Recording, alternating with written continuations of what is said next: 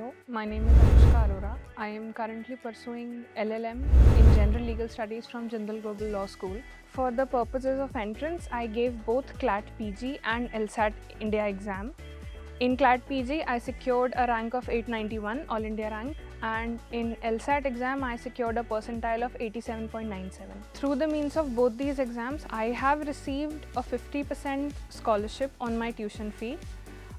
And I have received that under the Savitri Jindal Merit Cum Means Scholarship Award. At Jindal, I personally have been selected for a semester exchange program at the Tilburg University at the Netherlands. And I believe that is attributable to the reason that I came to and I chose to pursue my degree from Jindal. In my opinion, the very fact that I will be getting a chance to study at an international university with diverse cultures, various people, and a support back here in India from Jindal people as well. Having already been studied at a law school, in my opinion, there are many things which I found interesting and which separates Jindal from most institutes in India.